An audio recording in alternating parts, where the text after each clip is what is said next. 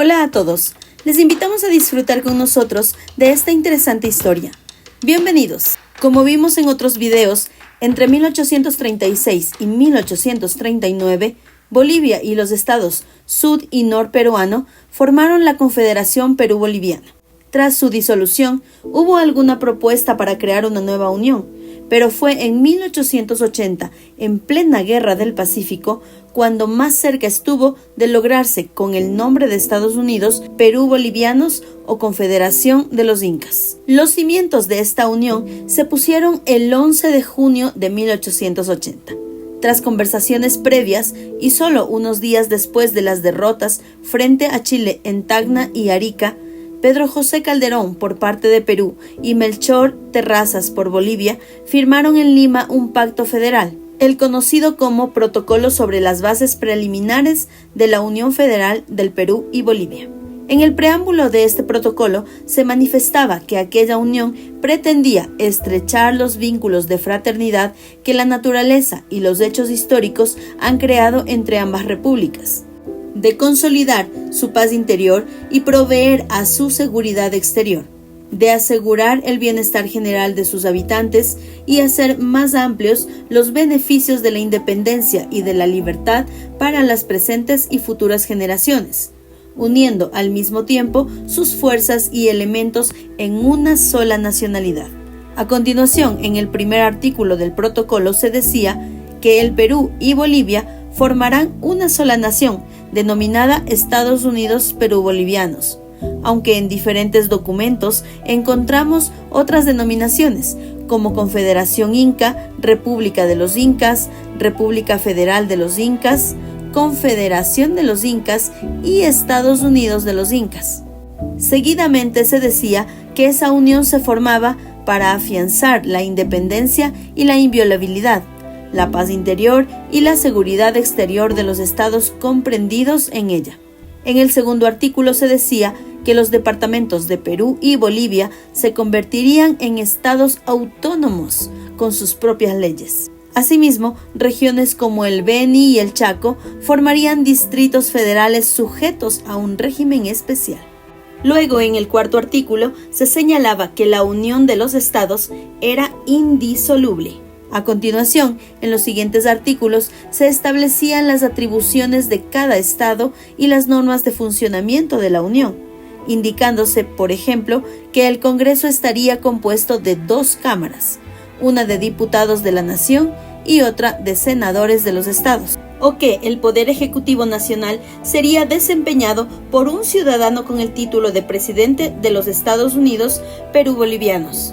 Luego, en el artículo 21 leemos que la Asamblea Constituyente designaría el lugar del territorio que debe ser capital de la Unión. Tras esto, el mismo día se firmó un protocolo complementario en el que se indicaban, entre otras cosas, cuestiones como que la aprobación de las bases preliminares de unión serían sometidas a la aceptación de los pueblos del Perú y Bolivia. En caso afirmativo, una asamblea constituyente se reuniría en Arequipa el 9 de diciembre de 1881, aniversario de la batalla de Ayacucho.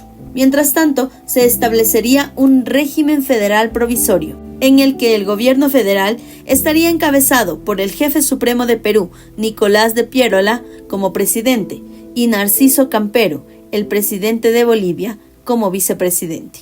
Asimismo, en este documento se establecía cómo serían el escudo y la bandera de los Estados Unidos Perú-Bolivianos.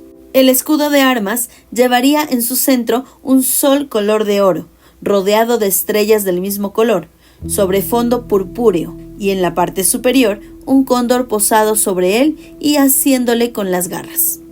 La bandera de guerra llevaría en el centro el mismo sol y las mismas estrellas que el escudo, sobre fondo idéntico al de este. La bandera de comercio será de la misma figura que la de guerra, y los dos colores, púrpura y oro, se verán en ella alternados en 13 bandas paralelas y horizontales, de las que 7 ostentarán el primero y 6 el segundo color.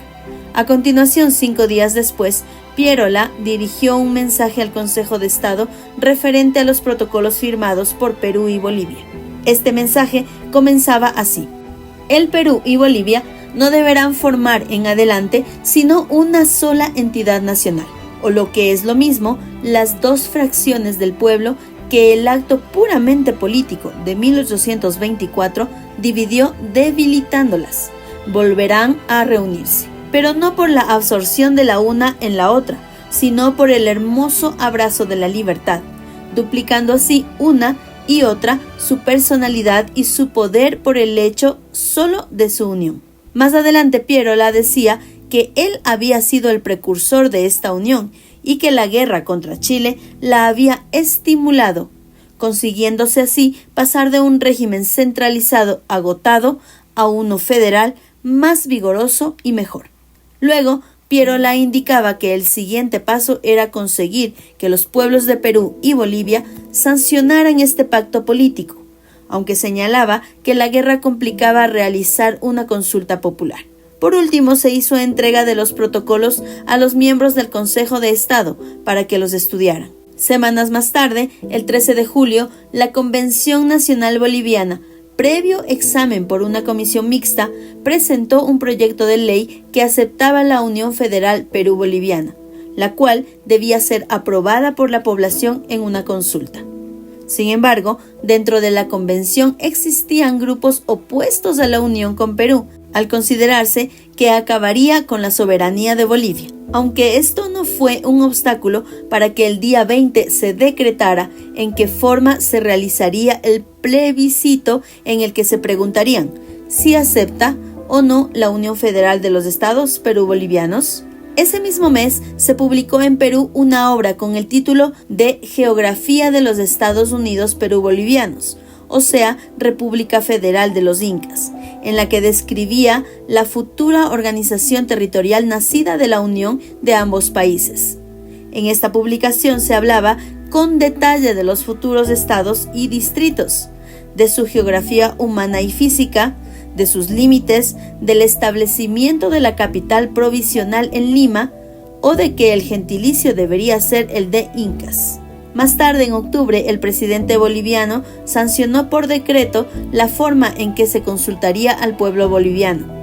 Sin embargo, esta consulta no llegó a celebrarse, lo que se interpretó como fruto de una maniobra de los sectores políticos bolivianos contrarios a la unión y como el fin del proyecto de Pierola, quien, según un documento de la época, como consecuencia de esto, buscó sustituir al presidente boliviano por alguien que pudiera favorecer sus planes, aunque no lo encontró. Tras esto pasaron meses sin que se oyera hablar del Pacto Federal.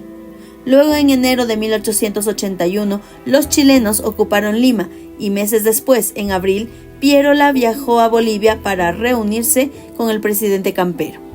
Más tarde, en julio, Pierola presentó ante la Asamblea Nacional de Ayacucho el Pacto Federal para su estudio y deliberación, dejando después de ser jefe supremo de Perú para pasar a ser presidente provisorio. A continuación, a finales de agosto, una comisión especial de la Asamblea de Ayacucho aprobó los protocolos de Unión Federal, tras lo cual la Asamblea autorizó al Poder Ejecutivo llevar a cabo una consulta popular que debía aprobar o desaprobar el pacto. Sin embargo, esta consulta no llegó a producirse, ya que el devenir de la guerra y los pronunciamientos que se produjeron en Perú durante los siguientes meses provocaron la dimisión de Pierola y el fin de su proyecto de los Estados Unidos Perú-Bolivianos. Si te gustó el video, dale like, suscríbete, comparte y comenta con tu opinión o cualquier sugerencia.